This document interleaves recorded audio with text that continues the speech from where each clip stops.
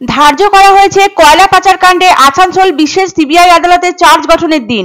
এর আগে কয়লা পাচার মামলায় দুটি চার্জশিট জমা দিয়েছিল সিবিআই। দুটি চার্জশিটে মোট নাম ছিল 43 জন অভিযুক্তের। আসানসোলের বিশেষ সিবিআই আদালতে কয়লা পাচার মামলায় চূড়ান্ত চার্জ গঠন হওয়ার কথা ছিল মঙ্গলবার, তবে নানাবিধ কারণে হয়নি তা। আগামী 3রা জুলাই চার্জ গঠনের পরবর্তী দিন ধার্য করা হয়েছে বলে জানিয়েছেন বিশেষ আদালতের বিচারক রাজেশ চক্রবর্তী। সেদিন সশরীরে হাজিরা দিতে হবে চার্জশিটে নাম থাকা সব অভিযুক্তকে। উল্লেখ্য, কয়লা পাচার মামলায় এর আগেও দুটি চার্জশিট জমা দিয়েছিল সিবিআই। মোট 43 জন অভিযুক্তের নাম রয়েছে দুটি চার্জশিটে। সিবিআই এর তদন্তকারী আধিকারিক উমেশ সিং মঙ্গলবার নির্ধারিত সময়ে আদালত চত্বরে এসে উপস্থিত হন। বেশ কয়েকজন অভিযুক্তের আইনজীবীও উপস্থিত হন। তবে এই আইনজীবীদের কয়েকজনের দাবি তারা হাতে পাননি কয়লা পাচার মামলায় তদন্ত সংক্রান্ত কোনো নথি। তারপর ওই আইনজীবীদের হাতে মঙ্গলবার নথি তুলে দেওয়ার নির্দেশ দেন বিচারক। দুই অভিযুক্ত জয়দেব মণ্ডল এবং নারায়ণ নন্দা মঙ্গলবার মেডিকেল গ্রাউন্ডের কারণে উপস্থিত হয়নি আদালতে।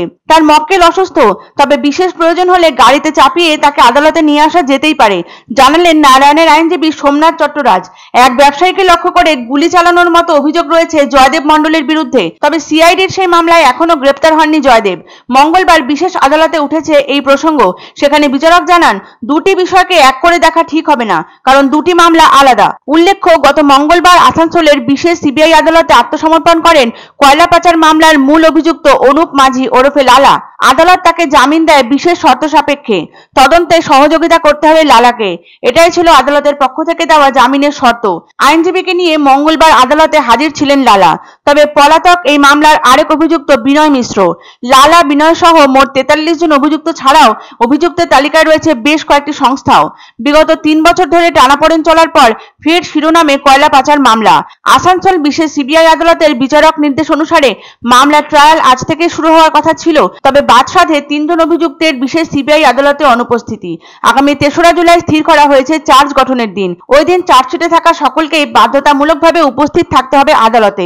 উল্লেখ্য, কয়লা পাচার মামলায় এর আগে দুটি সাপ্লিমেন্টারি চার্জশিট জমা দেওয়া হয়েছিল। স্থির করা হয়েছিল মঙ্গলবার 21শে মে চার্জ গঠিত হবে এই মামলার। ফের পিছল দিন। আগামী 3রা জুলাই চার্জ গঠনের দিন ধার্য করা হয়েছে। আশা করা যাচ্ছে 3রা জুলাই কোনো রকম বাধাবিঘ্ন ছাড়াই আসানসোল বিশেষ সিবিআই আদালতে চার্জ গঠিত হবে। 2020 সালে কয়লা পাচার মামলা তদন্ত শুরু করে সিবিআই। এর সঙ্গে নাম জড়িয়েছে রাজনীতিকদের। দ্রুত তদন্ত শেষ হচ্ছে না কেন, এই নিয়ে কোর্টের প্রশ্নের সম্মুখীন হতে হচ্ছে সিবিআইকে। নির্ধারিত দিন অর্থাৎ 3রা জুলাই চার্জ গঠন করতে বদ্ধপরিকর সিবিআই আদালত। চার্জ গঠনের দিন নির্ধারিত ছিল, কিন্তু আজকে যেহেতু সিবিআই আমাদেরকে কপি দিয়েছেন, কপি সার্ভিস করেছেন, সেটা ভলিউমিনাস হওয়াতে আমরা টাইম প্রেয়ার করেছি এবং জজ সাহেব সেই টাইমটাকে অ্যালাউ করেছেন।